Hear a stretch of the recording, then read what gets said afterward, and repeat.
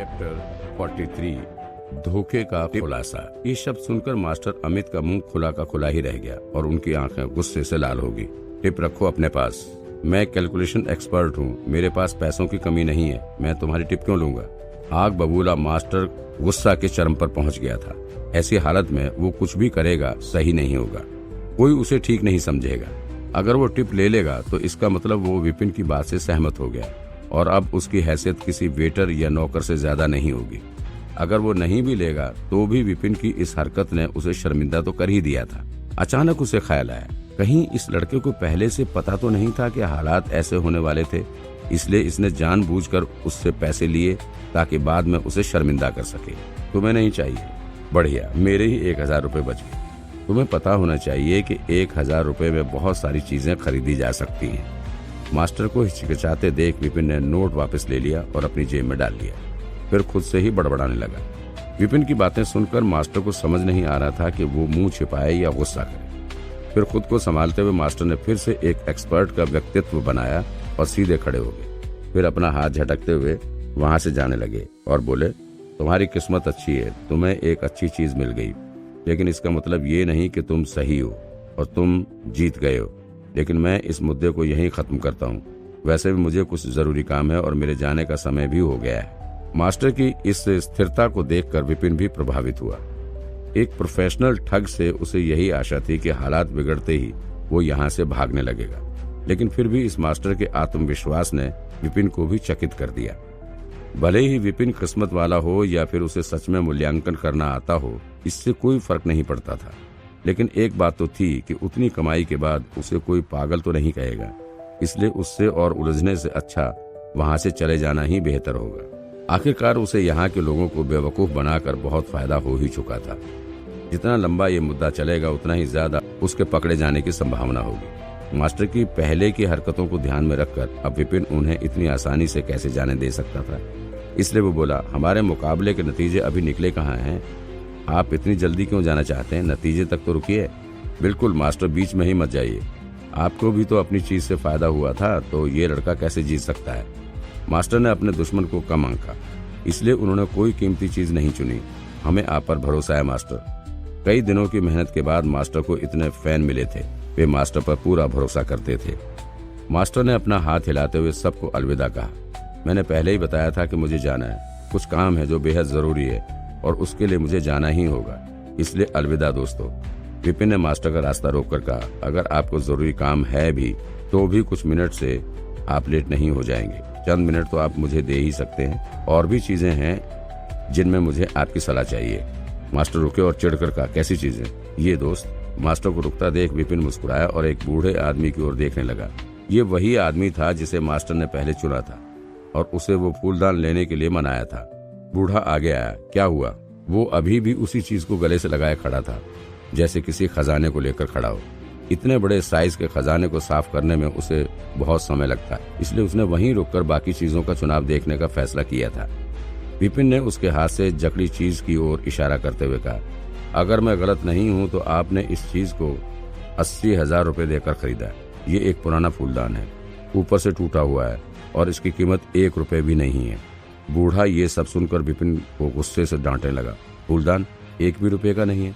मजाक कर रहे हो? इसे मेरे लिए मास्टर ने चुन कर दिया है। विपिन ने हंसते हुए कहा, इतने बड़े कलाकृति को साफ करने में आपको बहुत समय लग जाएगा, कम से कम एक पूरा दिन। एक काम कीजिए, आप इसे जमीन पर गिराइए।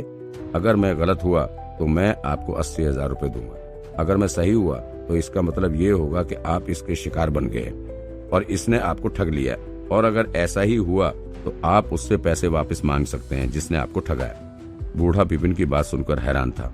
इसे तोड़ दूं? वो बात तो सही कह रहा था, इतनी बड़ी चीज को साफ करने में उसे 1 दिन तो लग ही जाएगा, लेकिन अगर वो उसे जमीन पर गिराकर तोड़ देगा तो 1 ही सेकंड में बात साफ हो जाएगी। अगर उसकी बात सच निकली और इसके अंदर से फूलदान ही निकला तो उसे सच में बहुत बड़ा नुकसान हो जाएगा। उसके लिए भी 80,000 रुपए गंवाना उसे कंगाल करने के लिए काफी था। अगर सच में ये चीज नकली निकली तो उसे तो आत्महत्या करनी पड़ेगी। अगर ये लड़का यही बात 2 मिनट में पहले बोलता तो शायद वो उसकी बात हंसी में टाल देता, लेकिन उस लड़के ने अभी अभी एक खजाना जीता था, उसे 765 गुना ज्यादा फायदा हुआ था। यही बात उसे उस पर विश्वास करने की हिम्मत दे रही थी। बूढ़े को हिचकिचाते देख विपिन ने उसे समझाया, चिंता मत करो, अगर ये सच में खजाना हुआ तो इतनी आसानी से नहीं टूटेगा। अगर तुम उसे जोर से भी फेंकोगे तो भी शायद उसे कुछ न हो, तुम्हें कोई नुकसान नहीं होगा, ठीक है। थोड़ा सोच विचार कर बूढ़ा उसकी बात मान गया और उसने अपना खजाना जमीन पर गिरा दिया। ताड़! एक तेज आवाज के साथ इतनी बड़ी चीज टूट गई, उसके टुकड़े इधर उधर बिखर गए। उसके साथ ही मिट्टी और कंकड़ पत्थर भी उधर उधर बिखर गए। एक और पुराना फूलदान ही निकला। ये तो सच में एक फूलदान ही है। एक नजर देखकर ही लोग समझ गए कि ये तो सिर्फ फूलदान था। अगर ये फूलदान बहुत पुराना भी था तो भी उसकी कीमत बहुत ज्यादा नहीं होगी। 80,000 रुपए तो दूर की बात थी, कोई शायद इसे 10 रुपए में भी नहीं लेगा। ये क्या हो रहा है? टूटे टुकड़ों को देखकर बूढ़ा सदमे के कारण वहीं जम गया था। उसने अपनी सारी उम्मीद इस चीज पर लगा दी थी। उसे विश्वास था कि इससे उसे अच्छी रकम मिलेगी, लेकिन फिर भी उसके साथ ऐसा हो गया। वो आखिर इस सदमे से कैसे उभरेगा? क्या हो रहा है? इसका जवाब तो तुम्हें मास्टर ही दे सकते। अगर मेरा शक सही है तो ये मास्टर इस डीलर के साथ मिलकर अपना नाम बना रहा था ताकि आप लोगों का ध्यान अपनी ओर खींच सके, फिर अपने मूल्यांकन के नाटक से आप लोगों को बड़ी रकम देकर चीजें बेच सके और उससे फायदा कमा सके। विपिन मास्टर और डीलर को देखते हुए सारी कहानी लोगों को बता रहा था और उसे हल्की हंसी भी आ रही थी। और अगर आप सोच रहे हैं कि फिर हर बार इसने कैसे आपको फायदा करवाया, तो इसका कारण तो बेहद साफ है। सफाई का काम आपके सामने नहीं हुआ। ये डीलर चीज को सफाई के बहाने अंदर ले जाता था और फिर एक फायदे वाली चीज से बदलकर आपके सामने ले आता था। किसी ने भी सफाई होते नहीं देखा होता था, इसलिए कोई ये नहीं कह सकता कि चीज वाकई चुनी हुई चीज थी या कुछ और। ये क्या है? ये सब क्या ये सच है? विपिन की बातें सुनने के बाद लोगों का विश्वास मास्टर पर से उठने लगा था। अब उन्हें मास्टर पर शक होने लगा था। विपिन ने पहले तो एक खजाना खुद चुना और फिर मास्टर की चुनी एक नकली चीज का खुलासा भी किया। जिस भीड़ को अब तक मास्टर के टैलेंट पर पूरा भरोसा था, वो ही अब मास्टर पर शक करने लगी थी। ताड़! ये अभी सोच ही रहे थे कि क्या सही है और क्या गलत है कि एक तेज आवाज हुई। पहले चुने गए एक और आदमी ने अपना खजाना जमीन पर तोड़ दिया था। इस बार कोई फूलदान नहीं बल्कि कोई मिट्टी की एक बेकार मूर्ति निकली। देखने से ही उसकी कीमत पता चल जाती थी। कोई इंसान उसके चंद सिक्के भी नहीं देता। नकली! ये भी नकली है। मैंने इस पर 60,000 रुपए खर्च किए। ये सब ठग है। टूटे टुकड़े देखकर खरीदने वाले को भरोसा हो गया कि मास्टर और डीलर ठग थे और वो जोर जोर से चिल्लाने लगा, ताड़ ताड़ ताड़। पहले दो लोगों की ऐसी हालत देखकर बाकी लोगों से भी रहा नहीं गया। एक के बाद एक आदमी अपने अपने खजाने जमीन पर फेंकने लगे। कोई हथौड़े से उसे तोड़ रहा था तो कोई चाकू से उसे खरोंच रहा था। एक के बाद एक करके उनके चेहरे का रंग उड़ने लगा। ये सब तो नकली है, सभी बेकार कचरा है। हमें ठगा गया, ये मास्टर धोखेबाज है। अगर एक नकली होता तो समझ आता। कोई कितना भी बड़ा मूल्यांकन एक्सपर्ट हो, उससे भी एक बार तो गलती हो ही जाती थी। किसी को भी हर बार खजाना थोड़ी मिल सकता था, लेकिन क्योंकि 9 की 9 चुनी हुई चीजें नकली कचरा निकली, इसका मतलब तो सिर्फ यही हुआ कि मास्टर एक धोखेबाज ठग था। एक दयालु और महान एक्सपर्ट का नाटक करने वाला सिर्फ एक ठग निकला। भीड़ गुस्साई हुई लग रही थी, इसलिए डीलर और मास्टर दोनों एक दूसरे को देखने लगे। उन्हें तो समझ नहीं आ रहा था कि एक दूसरे को मारें या भागें। शायद भीड़ ही उन्हें मार डाले। आखिरकार किसी के भी पैसे आसमान से नहीं गिरे थे। उन्हें तो लगा था कि किसी को ठगे जाने का पता ही नहीं लगेगा। उनके शहर से भाग जाने के बाद अगर सच्चाई उनके सामने आई भी तो भी वे किसके पास गुहार लगाने जा पाएंगे। भीड़ की गुस्से भरी आंखों को देखकर मास्टर ने उन्हें समझाने की कोशिश की। इस लड़के की बकवास मत सुनिए, एक्सपर्ट भी कभी कभी गलती कर जाते हैं। मैं सच में इस डीलर को नहीं जानता। मास्टर को समझ आ रहा था कि अब लोगों को शांत करके कुछ नहीं होगा। 1 मिनट पहले लोग उसकी बात मान भी लेते थे, लेकिन अब कोई उनकी एक भी बात सुनना नहीं चाहता था। कहीं से किसी को मारने की आवाज सुनाई दी और फिर कुछ लोग दौड़ने लगे, फिर कुछ चीखें। लोग एक भी डीलर को जिंदा नहीं छोड़ रहे थे। इस पूरे बवाल को जन्म देने वाला विपिन वहां से कब का निकल चुका था।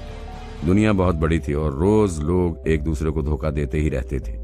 विपिन कोई भगवान नहीं था जो सबको बचाता रहे और हर मुसीबत को ठीक करता रहे। वो चाहता तो भी उसके लिए ऐसा करना संभव नहीं था। अगर मास्टर ने उसके सामने घमंड ना किया होता तो वो आज भी उसे यूं ही छोड़कर चला जाता। अब जिन लोगों को धोखा दिया था वो लोग अपना मुद्दा अपने तरीके से ही सुलझाएंगे। विपिन उनमें भला क्या कर सकता था। लाइब्रेरी। धीरे धीरे मार्केट में टहलते हुए उसके सामने एक बड़ा सा स्टोर आया। उसमें तरह तरह की किताबें रखी थी। इस स्टोर में दवाई, हथियार, जंगली जानवर और किताबें सभी कुछ था। इसलिए विपिन उसके अंदर चला गया। एक नजर तो देख ही लूं, ऐसा सोचकर विपिन कदम बढ़ा उस स्टोर के अंदर चला गया।